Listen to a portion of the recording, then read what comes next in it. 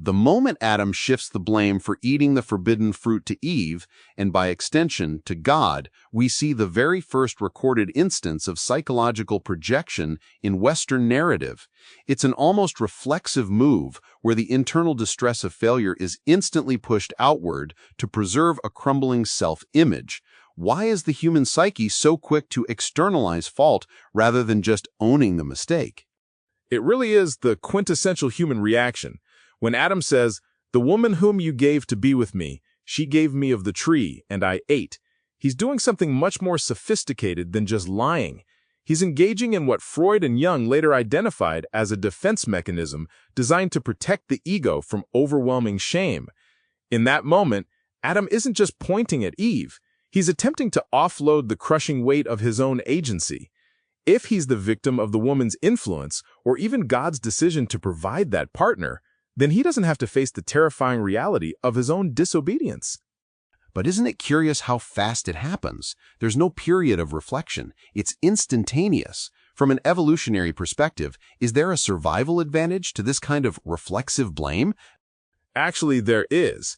Evolutionary psychologists point out that in ancestral environments, social standing was quite literally a matter of life or death. If you were cast out of the tribe because of a significant failure or transgression, your survival odds plummeted. Projection and externalization act as a kind of psychological immune system. By deflecting blame, an individual might maintain their status or reputation within the group. Research into what's called error management theory suggests our brains are wired to prioritize safety over accuracy. In this context, safety means avoiding the social devaluation that comes with admitting a major fault. So we're essentially optimized to save face even if it means distorting the truth. That seems like a high price for safety.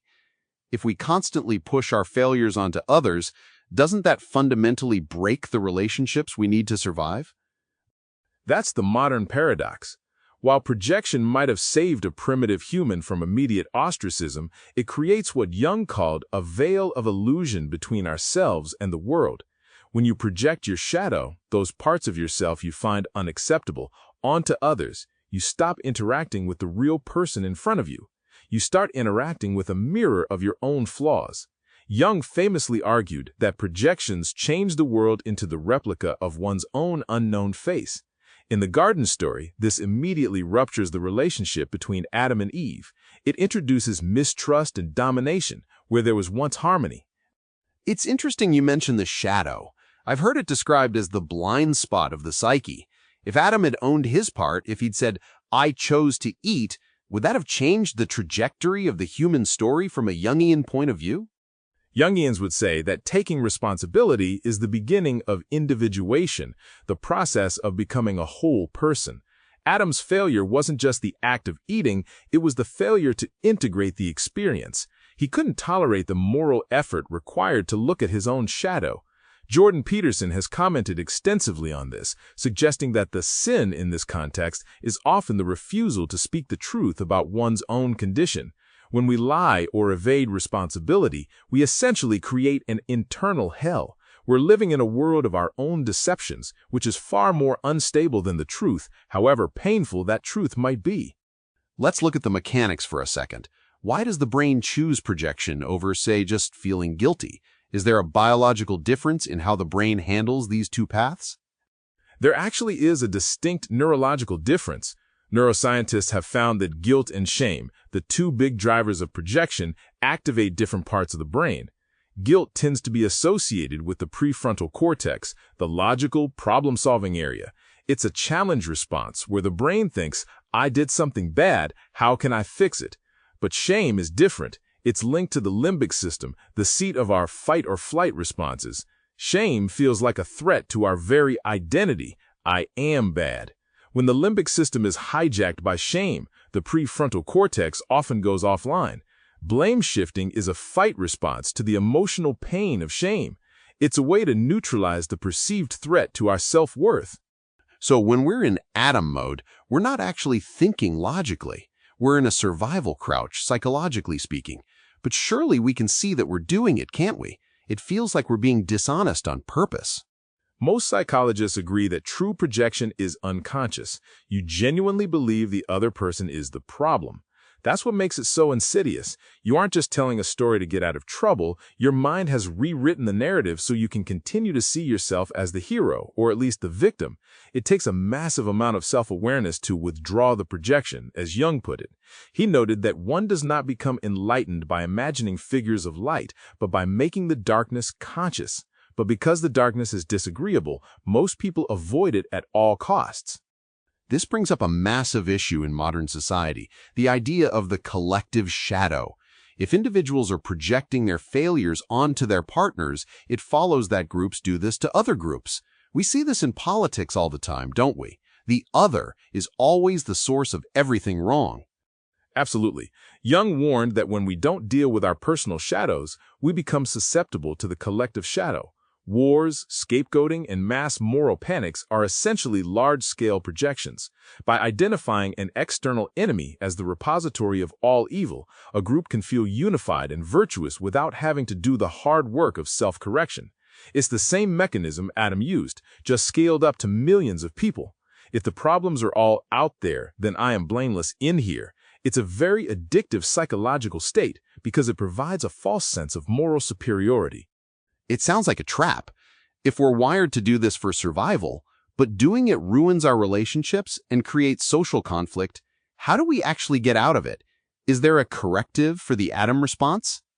The corrective is the move toward accountability, which is fundamentally a move away from the primitive limbic response. Therapists often talk about developing an internal locus of control.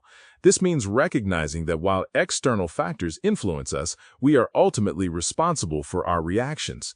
In the Genesis narrative, the solution only comes when the protagonists are forced to face the consequences. There's a certain grace in being held responsible because it restores your agency. If you are to blame, you also have the power to change. If someone else is to blame, you're just a powerless victim. That's a profound shift, that responsibility is actually a form of power. But for Adam, the responsibility meant being cast out of Eden. It seems like the cost of accountability is very high. Why would anyone choose that? Because the alternative is worse. The Eden Adam was trying to protect through his lies was already gone the second he ate the fruit and felt the need to hide. You can't live in a paradise of your own deceptions. Living in reality, even a harsh one where you have to work and face mortality, is psychologically healthier than living in a state of chronic externalization. People who never take responsibility end up in what psychologists call the worst day cycle, where they repeatedly sabotage themselves and blame everyone else, never learning, never growing. They're stuck in the moment of the fall forever. So looking back at that primal act of projection, it wasn't just about a piece of fruit. It was the birth of the human struggle with self-deception. We're still Adam, hiding in the bushes, trying to figure out how to explain why things went wrong without admitting it was us. Exactly. Every time we catch ourselves thinking, I only did that because they made me, or it's the system's fault, we're reenacting that scene. The challenge of adult life is to stop pointing at the woman, the snake, or the environment and simply say, I ate. It's only after that confession that any kind of real redemption or progress can begin. According to a study in the journal Personality and Social Psychology Bulletin, the key factor in moving past self-blame or blame shifting isn't just knowing the facts, but believing in our own ability to change future outcomes. We have to believe our choices matter more than our excuses. It's a stark realization that our most natural, reflexive response to failure is the very thing that keeps us from succeeding in the long run. We're essentially fighting our own biology to become better versions of ourselves. And that struggle is what defines the human condition. We are the only animals that have to wrestle with the knowledge of good and evil, which Peterson points out is really the knowledge of our own vulnerability and the power we have to cause or alleviate suffering. When we project, we're trying to ignore that power. When we take responsibility, we're finally starting to use it. It feels like the ultimate takeaway is that while projection is a shield, it's also a prison. It keeps us safe from shame, but it also keeps us locked away from any genuine connection with others or ourselves. Stepping out of the blame game is a risk, but it's the only way to live a life that isn't a replica of our own unknown face. Precisely. The moment we stop being victims of our circumstances, we start being the authors of our own stories. It's a painful transition, but it's the only one that leads to anything resembling a real integrated life. Understanding why we instinctively shift blame is the first step toward reclaiming our own lives. If you found this analysis helpful, share it with someone who might be ready to step out of their own bushes.